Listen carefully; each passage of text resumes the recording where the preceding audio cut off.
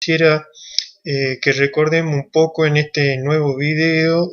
la guerra de Vietnam, una de las guerras más largas del siglo XX, especialmente desde el punto de vista tanto francés como norteamericano. Acá hay que remontarse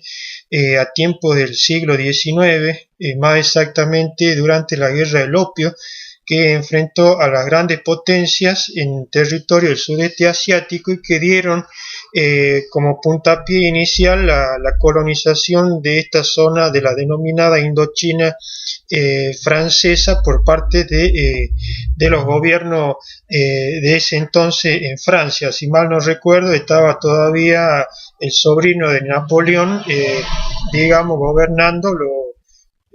lo que es los vestigios del imperio francés, ¿no? Que en aquella época estaba intentando recobrar la gloria pasada y que estaba buscando rutas alternativas para disputar el comercio y la hegemonía a Gran Bretaña, ¿no? La Indochina francesa, especialmente entre fines del siglo XIX y principios del siglo XX, va a ser prácticamente una zona de grandes cultivos de opio por parte del imperio francés, ¿no? De aquella época, y que va a ser la joya de Francia durante gran parte del siglo XX, ¿no? Pero adentrándonos más allá incluso de la Primera y Segunda Guerra Mundial, que Indochina va a ser invadida por tropas japonesas en el siglo XX, más específicamente en 1942-1943, y que estos territorios van a ser luego de la derrota japonesa reocupados principalmente por las guerrillas futuras del Viet Minh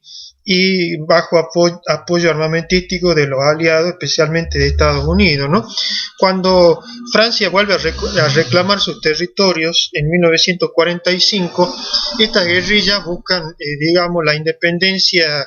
del poder francés, o sea, del poder colonial, que va a provocar una intervención militar francesa que bajo auspicio norteamericano, británico y de otras potencias va a intentar buscar que estos movimientos guerrilleros de orientación marxista, maoísta,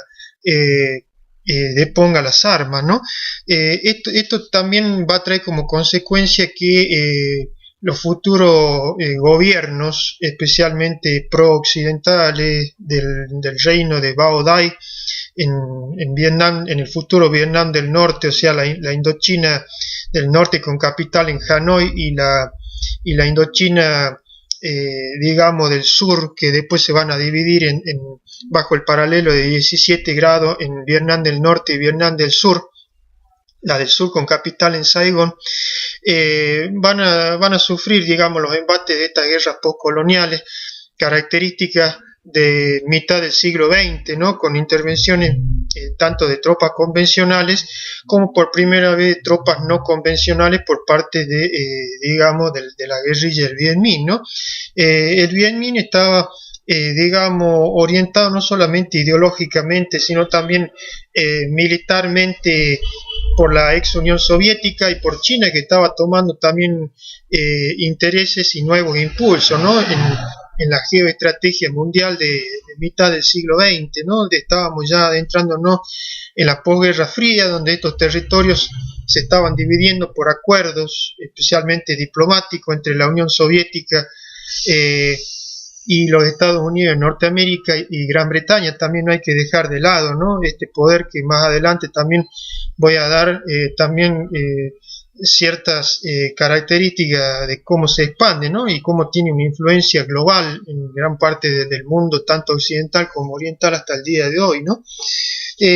Pero volvamos de nuevo a lo que es la historia de Vietnam, ¿no? Vietnam a mitad del siglo XX era una ex colonia francesa, era un territorio ocupado por Japón que había sufrido realmente las persecuciones políticas e ideológicas por parte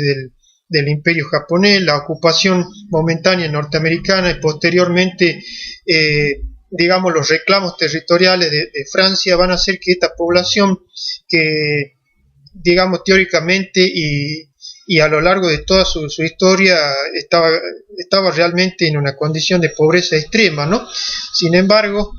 sus lugartenientes que pertenecían al Viet Minh y el futuro Vietcong eran gente que se había preparado especialmente en universidades francesas y también en Inglaterra, no habían viajado mucho a Europa en los años 20 y 30, habían participado en la Internacional Socialista, Comunista, ¿no?, de aquella época. Estoy hablando tanto de Ho Chi Minh como de el general Nguyen Giap también, que va a ser uno de los más grandes estrategas del siglo XX, no tanto del punto de vista militar como se piensa, porque realmente fue un gran cerebro, uno de los mejores estrategas del siglo XX, sino también desde el punto de vista político. Él se inicia desde el punto de vista que era un profesor de historia y se había recibido en derecho, ¿no? Su familia también había sido torturada durante la época de la colonia y él también habría sufrido, digamos, aquellos periodos de prisión, ¿no?, largos que caracterizaron aquella época colonial francesa de la década del 20, del 30, ¿no? Sin embargo, estas dos potencias, ¿no?, digamos, en cuanto a la estrategia, en cuanto a la ideología, Ho Chi Minh y Nguyen Giap van a llevar adelante, digamos, un periodo de emancipación que va a durar desde 1945 hasta 1973. Está claramente que este tipo de guerras populares o guerras revolucionarias, ¿no?, o guerras del tercer mundo, que necesariamente debían estar apoyadas con material tanto de la Unión Soviética como remanentes de los países derrotados en la Segunda Guerra Mundial, dieron como conclusión una guerra bastante larga, bastante sangrienta, donde prácticamente la masa popular es la que realmente va a tomar, digamos, la rienda de todo este conflicto, ¿no?, que se inicia realmente con la expulsión de las tropas francesas entre 1945 a 1953, ¿no?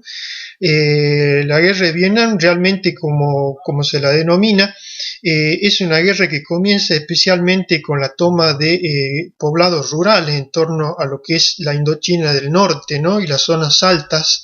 de una geografía que es altamente, digamos, montañosa en el norte y selvática en el centro y sur de un Vietnam que es un país geográficamente estrecho y que no tiene, digamos, una extensión territorial muy amplia, ¿no?, pero una población en constante crecimiento, casi en un 90-95% viviendo en las zonas rurales, con lo cual eso hizo posible que la guerrilla comunista creciese tanto en propaganda como en ideología y en guerra psicológica, y se adelantase especialmente a las operaciones de contrainsurgencia tanto francesa como norteamericana en la década del 50 y del 60, ¿no? Con lo cual se gana de antemano, ¿no?, desde un principio, mediante estas guerras maoístas que, de acuerdo al manual, indican que el conflicto se debe orientar hacia las zonas rurales, ¿no?, donde el Viet Minh se hacía fuerte entre medio de las poblaciones empobrecidas, entre medio de una geografía que era altísimamente complicada para digamos, las intervenciones convencionales, a pesar de la guerra esta psicológica que tanto Francia y Estados Unidos ya tenían